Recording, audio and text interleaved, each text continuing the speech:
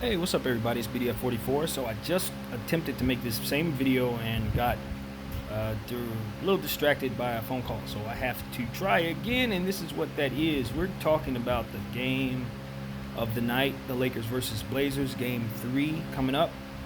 Can't wait to see it. What am I looking for in this game? Well, what I want to see in this game is more of Anthony Davis. More of Anthony Davis, and I want to see the coaching staff feature Anthony Davis in the fourth quarter. He's had a hard time struggling in the fourth quarter for some inexplicable reason in just about every game. Of course, he didn't play much in the fourth quarter, if at all, in the last game because of the score. But in the bubble and even during the regular season at times, he's just had a hard time staying involved in the fourth quarter. Now, why that is, I can't honestly say. It could be a number of things, but I just simply am not sure.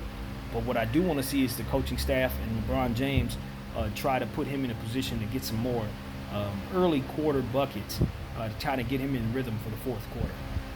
Because him having 8 points, 5 points, a couple points here and there in the fourth quarter is inexplicable. And most importantly, it shows that we're not utilizing him properly. Sometimes players are not engaged just because the system isn't catering to their strengths. And I feel like that might be a concern of ours right now. Yes, Anthony had an amazing game too, so maybe we've figured it out. But it seems to me with Anthony Davis having 12-point games and things like that, that's not an Anthony Davis problem. That's a schematic problem. He is far too talented to only walk away with 12 points. He should be able to get a couple dunks and a couple free throws and get more than that going. So at this point, it's just like, all right, we need to do a better job of utilizing him and making sure that he's engaged for the whole game, not just for 3 quarters. I also want to see continued success from our shooters, I should say. KCP was really good in game 2. I want to see if he can continue that rhythm. Danny Green, hopefully he can kind of snap out of his woes. He didn't have a good game too either, from what I saw, to be honest. He had a couple sequences that I was able to see that just were like, bro, what are you doing? It was really, really bad. So he's obviously in a very deep slump.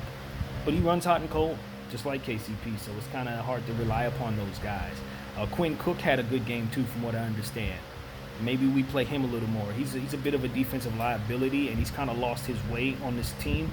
But I remember who he was, and it hasn't been but a year since he was with Golden State, splashing and really giving them opportunities when Steph Curry wasn't down there. He's more reliable than he's been able to show us this year. And that's understandable because we have so many weapons, such big, massive pieces in LeBron and AD to take away a lot from everyone. So I don't blame Quinn Cook, but I do feel as if he took some steps back in his development as a Laker that weren't necessarily taken as Golden State Warriors. So I'm hopeful that we can kind of see him start to show his championship or pedigree with our team. But of course, that comes with consistent opportunities from our coaching staff. J.R. Smith, just like I said, I said this in the last video. I don't think that video uploaded, so bear with me. I'm gonna try to get to that today. But I said before game 2, you gotta play J.R. Smith. You gotta play him, even if he's out of shape, even if he's fresh out of bed, high and drunk. You still put him on the floor because he's one of those ball players that it really doesn't matter what's going on. If he's alive, he's capable. Okay, some people have to get ready to play ball. Even some of the talented guys, they have to really, you know what I mean? It requires certain things to fall in place for them to have a good game. A guy like J.R. Smith don't have those problems. He was born with the ability to shoot and shoot a lot. He was born with the ability to jump and play basketball. He was a God-given basketball player talent. That's just what he is. It's not like he's the most talented player in the world, but some guys are hard workers and succeed, and other guys, the game comes to them extremely easy. And J.R. Smith is one of those guys where the game just comes to him easy, dog. And I've seen him at his best. I know who JR is. I remember Sixth Man of the Year JR for the Knicks, who was going completely bonkers. I remember 3-point shooting a Cleveland Cavalier team where they was breaking 3-point records. J.R. Smith was a huge, massive part of that. So my thing is, okay, he might be a defensive liability. Maybe he's not in shape. He's fresh off the street. But guess what? He's still J.R. Smith. And I'm telling you right now, He can go to any rec center in the world, anywhere, and still be J.R. Smith. So obviously you put him in a Laker uniform and surround him with players that he's familiar with, like LeBron James. Yeah, he's going to be able to contribute offensively. And you're lacking shooting. So bring in a guy who's a shooter by nature.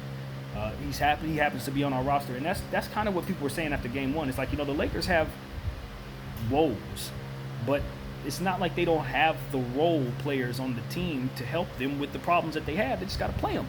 And J.R. Smith and Dion Waiters, I don't believe it was any coincidence that we had that massive, massive lead in game two with those two guys getting significant minutes versus them not playing at all in the first game and us getting beat.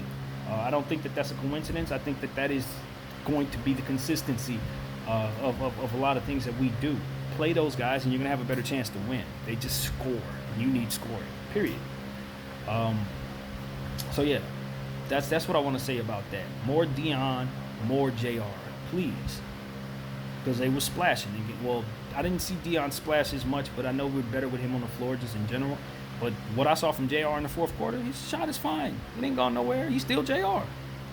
So play JR, man. We got Swish on the team for a reason. Play it. And what else? What else do I want to see? Our bigs. I want to see Anthony Davis, as I've already said, continue to do what he's doing, but also particularly rebound the ball. We've done a good job rebounding the ball against Portland. We've done a good job defending Portland. In fact, the best of anyone in the league in this bubble. So Portland has trouble with the Laker defense. We got to continue to make sure that that's the case going forward. You're not going to expect 18-1 out of Dame Lillard ever again. That's a fluke number. I would be more likely to expect 50 from him than another 18-point game. But the way that we've schemed him in the last game, I think was something that we can build upon. We're gonna have to force him to see that look until he finds a way to overcome it. He shoots the 30-footer. He likes to drive past people, but that offhand, that ring finger or whatever that is, the dislocated finger is going to affect him some kind of way. We need to make sure that it feels like it's affecting him more than it is. I hate to be that guy, but it's playoff basketball. You got to make sure that he's uncomfortable out there, and you got to have him thinking about pain instead of thinking about busting your backside. So, for whatever it's worth, I think we need to continue to stay glued to him. Caruso really does a solid job. I would not be mad to see LeBron James try to take that responsibility in certain sequences. Dame may cook LeBron, but LeBron is probably the most capable guy to throw at him on our team right now, in short spurts. Not for the whole game. That's too much energy usage. And like I said, Dame will cook him sometimes, but I think LeBron is obviously strong enough to overcome Dame, and he's quick enough to keep up with him if he drives past him. So it ain't like he's, you know what I mean? It's not like he's going to just drive past Bron and dunk the ball. That's good. Bron is going to create problems for a guy like Dame. So, and Dame is not too fast for where you don't want LeBron chasing him around. So it's one of those situations where it's like, okay, yeah, for sure. I don't mind seeing LeBron try to guard him a little bit here and there. I don't know if we've tried that, but I would like to see us do so. And what else do I want to see? More Dwight Howard. I really think that our team is so much better when Dwight Howard is not in foul trouble and playing that center position for us. He just gives us something that JaVale doesn't provide.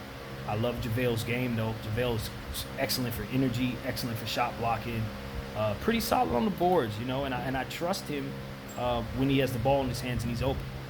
I think he's capable of knocking a shot down, a set shot down. So I like JaVale and I want to keep playing him.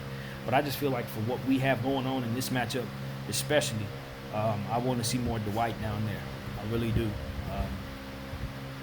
He's just sound defensively. He's just so sound, and he's so good at rebounding the ball. So the more Dwight we have, I think the better our chances. I really do believe that. What else? Role players. Caruso needs to shore up his offense. Maybe that means less jump shots, more drives, more opportunities at the line. He's going to find himself open to shoot the three. I don't want him to lose confidence in his three completely because he has hit it here and there. But his shooting percentages are not very good. Historically, his three-point shooting is not very good. and I would like to see him reel that in. I think our possessions are much more quality when we're not settling for Caruso jump shots. Um, he's a good enough playmaker and a good enough defender to where you definitely want him on the floor. He's definitely an exciting slasher as well. Extremely sound in a lot of key areas. You want to see him do well. Problem is, he's just not offensively strong yet. He's just not a scorer yet, you know. And I've seen him score, especially in the G League. I've seen him score. But in the NBA, he just gets outclassed, and you know, he's just not the guy that you need him to be just yet. But I think his development is going strong. I like where he's gone from year to year, so I still want him on my team. But I'm not in that space where I'm ready to trust him offensively yet. And it hurts us sometimes when he's down there. But yeah, that's my opinion about that. Look forward to seeing him grow. Yeah, coaching staff has to watch out for whatever Terry Stotts is going to throw at us tonight. I know that they're going to try to limit Anthony Davis's touches.